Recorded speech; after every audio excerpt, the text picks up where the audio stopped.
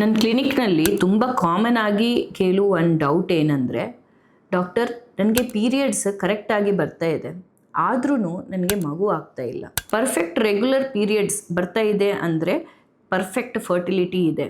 ಇದು ಅರ್ಧ ನಿಜ ಮಾತ್ರ. ಪೀರಿಯಡ್ಸ್ ರೆಗ್ಯುಲರ್ ಆಗಿ ಬರ್ತಾ ಇದೆ ಅಂದರೆ ಮೋಸ್ಟ್ ಪ್ರಾಬಬ್ಲಿ ನಿಮ್ಮದು ಕರೆಕ್ಟಾಗಿ ಓವ್ಯುಲೇಷನ್ ಆಗ್ತಾ ಇದೆ. ಬಟ್ ಖಂಡಿತ ಕನ್ಸೆಪ್ಷನ್ ಆಗುತ್ತೆ ಅಂದರೆ ಮಗು ಫಾರ್ಮ್ ಆಗ್ತಾ ಇದೆ ಅಂತ ಅಲ್ಲ.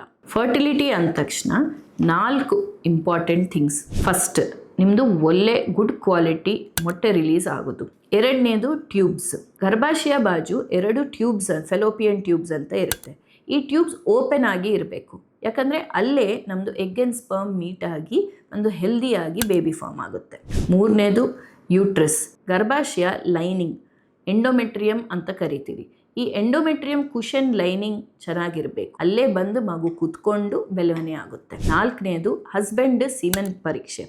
ಈ ಸೀಮೆನ್ ಪರೀಕ್ಷೆನಲ್ಲಿ ಕಣ, ಕೌಂಟ್, ಚಲನೆ ಶಕ್ತಿ ಚೆನ್ನಾಗಿರಬೇಕು. ಈ 4ನಲ್ಲಿ ಯಾವುದಾದ್ರು ಒಂದರಲ್ಲಿ ತೊಂದರೆ ಇದೆ ಅಂದರೆ ನಮಗೆ ಪ್ರೆಗ್ನೆನ್ಸಿ ಆಗೋಕ್ಕೆ ಕಷ್ಟ ಆಗುತ್ತೆ.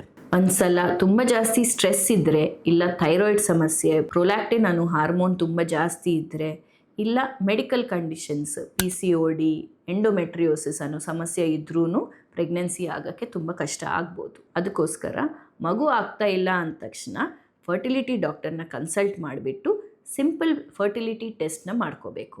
ಸೊ ದಟ್ ಪ್ರಾಬ್ಲಮ್ ಎಲ್ಲಿದೆ ಅಂತ ಗೊತ್ತಾಗ್ಬಿಟ್ಟು ಅದರ ಪ್ರಕಾರ ನಿಮಗೆ ಟ್ರೀಟ್ಮೆಂಟ್ ಅನ್ನೋದು ಕೊಡ್ತಾರೆ. ರೆಗ್ಯುಲರ್ ಸೈಕಲ್ಸ್ ಬರ್ತಾ ಇದೆ ಅಂದರೆ ವೆರಿ ಗುಡ್, ಬಟ್ ಅದು ಒಂದೇ ಸಾಕಾಗಲ್ಲ.